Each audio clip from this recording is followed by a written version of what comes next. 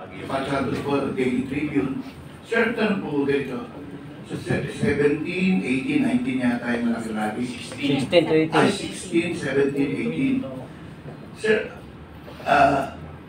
kasi po mga religious ano to, sa panig nyo po ba, kasama din po ba kayo sa ano, o sa ibang lugar din po kayo para ma-distinguish yung sectoral at saka yung ano, yung sinabi niyo sir kanina, religious. Ang amin po kasi panawagan, gusto namin ay tumawid sa lahat po ng mga pader ng ating lipunan. So, kung saan po nila gustong pumunta, basta po sila ay nakikiisa dun sa panawagan sa ating gobyerno na ayusin ang sistema, pumunta po sila. Meron lang very gray distinction dahil ito po ay sa amin ay sa pamumuno ng sektoral. Samantalang yung sa kabila po ay sa pamumuno ng religious denomination. Pero yung dadalo, wala pong kaso, kahit sino po. Yung dadalo. Siyempre, protest rally ito sir. Ang ano, nung nakaraang September 21, nag-cover kami sa Maynila eh. Parang yung mga nag-rally, mga Gen Z na sinasabi nila, mga kabataan. Parang hindi welcome yung pro-DDS, just for reaction na sir. Kalimutan na po natin yung September 21. No? Hindi naman po dahil sa we are diminishing the importance of it. No? But because it was clearly unclear. Tama? Ambiguous yung panawagan dahil po na lumabnaw ba dahilan po sa hindi naman nagkaisa yung mga tao sa kanilang mensahe. So, tawagin na lang natin itong November 16 na take 2. Na tayo po ay naglilinaw ng ating panawagan. Let us consider September 21 na without malice na lang. And consider it as the first step. And this is the second and hopefully the more effective. Pero isa lang, rally talaga, protest ng taong bayan. Rally po ito. Rally po ito, malinaw. It is a petition to the government for redress of our grievances. Talaga, ang hinaing natin, very clearly sinabi ni Atty. Lambino, na hindi pa po tinatawag man lamang ang dapat tawagin sa mga investigasyon. So kahit sino pa ang hulihin natin dito sa baba, pag hindi natin kinuha yung mastermind, alam po ng taong bayan na tutuloy lang ng tutuloy yung systemic corruption. So kailangan po natin tanggalin yung ulo kung sino man po yun. Hindi, alam ko po, iniisip nyo na pinatutukuyin natin either ang Pangulo or ang dating speaker. Pero it's not necessarily them. Pero kailangan po, well, with due regard to presidential immunity, no, absolute yan eh. So doon tayo sa susunod, sa Speaker of the House. Kailangan po siya tawagin. And I respect him, I respect his position, but why is he not being asked? He should be asked about the blanks in the budget, tungkol po dun sa mga parang unconstitutional na mga corporal elements of the budget. Sagutin po sana niya. Dahil kung hindi po, ito naging resulta, naging motor ng taong bayan. Thank you, sir. Yeah. Gusto ko lang susugan yung tanong sa sagot ni Atty. Jimmy. Una, ako, saradong Roman Catholic po ako. High school pa lamang po ako nagsisilbi sa simbahan. At hanggang ngayon, nananay pa rin yung aking pagiging tunay na Katoliko.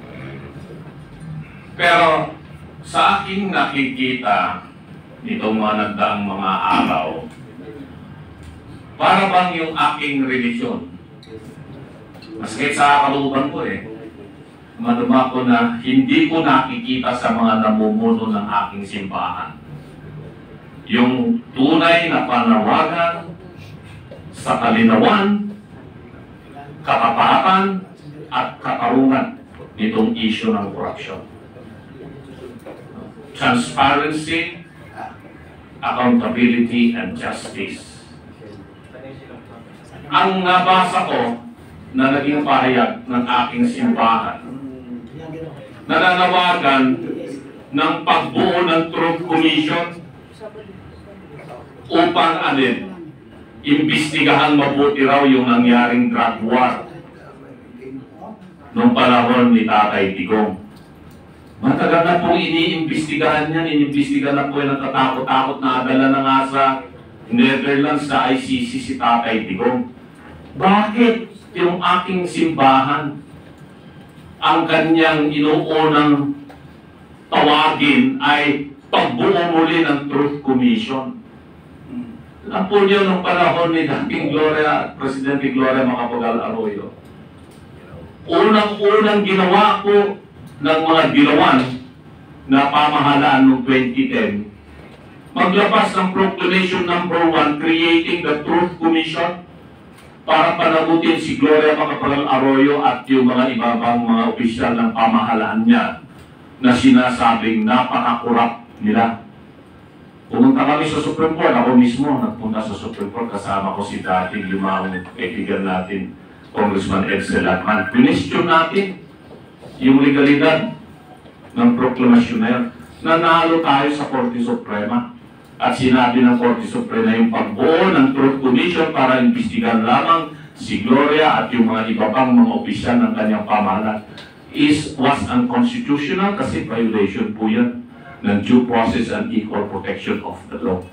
Ngayon, mainit na mainit itong usapin sa corruption na nangyari dito sa flood control projects. Bakit yung aking simbahan hindi nananawagan para imbestigahan mabuti itong corruption para magkaroon ng kalinawan, magkaroon ng katarungan, no? At magkaroon ng katapatan itong mga namumuno, because katapatan sa serbisyo publiko ay mahalaga. Public office is a public trust. Sinabi natin, pero ako talagang dismayado dito sa ginawa po ng aking simbahan. Kaya natutuwa naman po ako dito itong mga ibang mga simbahang malalaking katulad po ng ating Iglesia ni Cristo, itong Jesus is Lord, itong grupo ng KOJC, at iba pang mga sektor ng religion, na sila po ngayon ang nangunguna at namumuno dito sa gaganaping pagtitipon sa November 16, 17, 18. Ako po'y nakikiisa sa kanila. Katoliko po ako, pero sasama po ako sa kanila. At nananawagan ako sa aking mga kapwang mga Katoliko. Kung yun po mga namumuno sa ating simbahan, iba po at lihis sa kanila ang dapat gawin. Hindi ko alam kung sasama po kayo sa gusto nilang mangyari. Truth Commission sa drug war o dito sa totoong pagtitipon ng taong bayan para sagutin yung nararamdaman natin, kagutuman. Dahil kung meron pong korupsyon, ang kahirapan nandiyan, maraming Pilipino ang nagugutom. Lahat po tayo dito ngayon. At lahat po kayong nanonood, nakakaranas po kayo ng kahirapan. So yun lang gusto kong linawin. Ako ay nananawagan sa aking mga kapwa Katoliko. Sumama po tayo sa 16, 17, 18. Hindi man po tayo makapunta doon sa Luneta, meron po gagawin pagtitipon po dito sa may EDSA Shrine. Andiyan po sa People's Power Monument. Sa People's Power Monument, dyan sa EDSA. At ando doon po tayo. At kung gusto po ninyong mapakinggan po ang inyong mga boses at tinaing, ay sabi ko gamitin po ninyo ang inyong cellphone, social media platform, ang inyo pong magiging gamit upang maipahayag ang inyong salubin. Maraming salamat. Sir, follow up.